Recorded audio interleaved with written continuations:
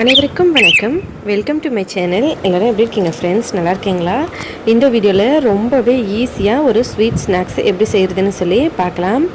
நம்மளோட இந்த சேனலை நீங்கள் இப்போ தான் ஃபஸ்ட் டைம் பார்க்குறீங்கன்னா ப்ளீஸ் ஃப்ரெண்ட்ஸ் மறக்காமல் சப்ஸ்கிரைப் பண்ணிக்கோங்க. அதோட பக்கத்தில் இருக்க பெல் பட்டனை ப்ரெஸ் பண்ணிக்கோங்க. இதனால் புதுசாக எப்போ வீடியோஸ் அப்லோட் பண்ணாலும் எல்லா வீடியோஸையும் நீங்கள் மிஸ் பண்ணாமல் உடனே பார்க்கலாம். முதல்ல ஒரு பாத்திரம் எடுத்துக்கலாம். அதில் வாழைப்பழம் எடுத்துக்கலாம். வாழைப்பழம் இது சின்ன சைஸ் வாழைப்பழம் இருக்குது இல்லைங்களா, மஞ்சள் வாழைப்பழம். அது 4 வாழைப்பழம் எடுத்திருக்கேன். நீங்கள் பெரிய சைஸ் வாழைப்பழம் எடுத்திங்கன்னா 2 வாழைப்பழம் போதும். இதை மசிச்சுக்கலாம். இந்த மாதிரி நல்லா மசிச்சுக்கணும். ஸ்பூன்லேயோ இல்லை ஃபோக்லேயோ இல்லை கையிலையோ கூட நீங்கள் நல்லா மசிச்சுக்கலாம். மசிச்சுட்டு இதில் 1 கப் அளவுக்கு சர்க்கரை சேர்க்கணும். 4 வாழைப்பழத்துக்கு 1 கப் நம்ம சர்க்கரை சேர்த்துருக்கோம். இதை நல்லா கலந்துக்கலாம். இப்போ இந்த மாதிரி நல்லா கலந்தாச்சு. கலந்துட்டு இதில் 2 கப் அளவுக்கு நம்ம கோதுமை மாவு சேர்க்கணும். 4 வாழைப்பழத்துக்கு 1 கப் சர்க்கரை, 2 கப் நம்ம கோதுமை மாவு சேர்க்குறோம். இதையும் சேர்த்துட்டு நம்ம இந்த அளவில் உங்களுக்கு எவ்வளோ வேணுமோ நீங்கள் அந்த அளவுக்கு செஞ்சுக்கலாம். இந்த அளவில் செஞ்சிங்கன்னா உங்களுக்கு கிட்டத்தட்ட ஒரு 30 ஸ்வீட் இதில் வரும். 2 கப் அளவுக்கு நம்ம கோதுமை மாவு சேர்த்துருக்கோம். இதில் 1 ஸ்பூன் அளவுக்கு எண்ணெய், சமையலுக்கு நம்ம யூஸ் பண்ணுறோம் இல்லைங்களா, அந்த எண்ணெய் 1 ஸ்பூன் அளவுக்கு சேர்த்தா போதும். 1 கப் அளவுக்கு தேங்காய் துருவல், இந்த மாதிரி தேங்காய் துருவி வச்சது, இதையும் சேர்த்து இப்போ நல்லா கலந்துக்கலாம். இந்த மாதிரி இதில் ஒரு 1/2 கப் அளவுக்கு தண்ணி ஊற்றிக்கலாம். 1/2 கப் தண்ணி ஊற்றி இதை நல்லா கலந்துக்கலாம். ஒரே ஒரு சிட்டிகை அளவுக்கு உப்பு சேர்த்துக்கலாம். தண்ணி சேர்த்துட்டு இது எல்லாத்தையும் நல்லா ஒன்றா சேர்த்து கலந்துடலாம். ஏன்னா ஏற்கனவே நம்ம வாழைப்பழம் சேர்த்துருக்கோம். சர்க்கரையிலேருந்து ஈரப்பதம் வரும். எல்லாம் ஒன்றா சேர்ந்து நமக்கு தண்ணி கரெக்டாக இருக்கும். அதனால் நம்ம எக்ஸ்ட்ரா தண்ணி சேர்க்க தேவையில்லை. எல்லாத்தையும் கலந்த பிறகு இந்த மாதிரி இருக்கும் பார்க்குறதுக்கு. கையில் தண்ணி தொட்டுக்கிட்டு நம்ம எடுத்தோம்னா இப்படி இருக்கும். இதை நம்ம எண்ணெயில் போட்டு பொரிக்கலாம். இது பாருங்கள், இந்த மாதிரி. பொதுவாக நம்ம போண்டா செய்யும்போது இந்த மாதிரி தான் செய்வோம். ஆனால் இந்த சுவை பார்த்திங்கன்னா உங்களுக்கு ரொம்ப ரொம்ப பிடிக்கும்.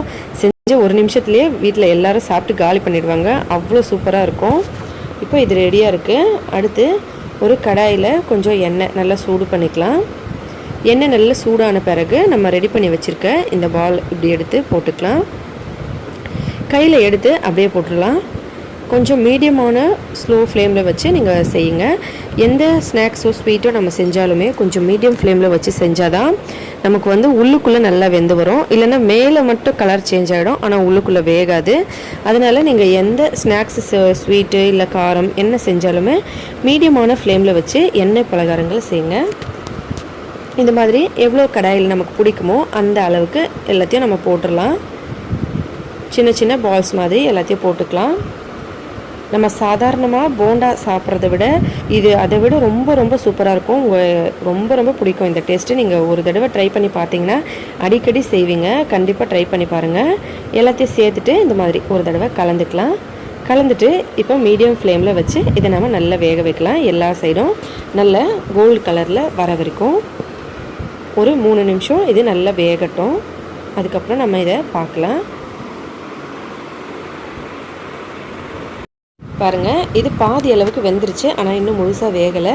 ஸ்லோவான மீடியமில் தான் நான் வச்சு இதை செஞ்சிட்ருக்கேன். பாருங்கள், இப்போ பாருங்கள் எவ்வளோ சூப்பராக இருக்குது. இந்த மாதிரி கலரில் தான் வரணும். மீடியமான ஃப்ளேம்லேயே வச்சு செஞ்சிங்கன்னா இந்த கலரில் வந்த உடனே இது ரெடி ஆகிடும்.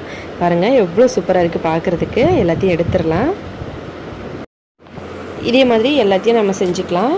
பாருங்கள் ஃப்ரெண்ட்ஸ், பார்க்குறதுக்கு எவ்வளோ சூப்பராக இருக்குன்னு. நம்ம சாதாரண போண்டாவை விட இது செய்கிறது ரொம்பவே ஈஸி. அதோட டேஸ்ட்டுமே ரொம்ப சூப்பராக இருக்கும். இதை நான் உங்களுக்கு உடச்சி காட்டுறேன். ஒன்று பாருங்கள் எவ்வளோ சூப்பராக இருக்குது. உள்ளுக்குள்ளே இதை வெளியில் மொறுமொறுப்பாகவும் உள்ளுக்குள்ளே நல்லா சாஃப்டாகவும் இதோட சுவை அவ்வளோ சூப்பராக இருக்கும். ஃப்ரெண்ட்ஸ், கண்டிப்பாக ட்ரை பண்ணுங்கள். உங்கள் எல்லாருக்குமே இது ரொம்ப ரொம்ப பிடிக்கும். ஃப்ரெண்ட்ஸ் பாருங்கள், அவ்வளோதான் ஃப்ரெண்ட்ஸ். இது உள்ளுக்குள்ளே இப்படி தான் இருக்கும் எல்லாமே பார்க்குறதுக்கு.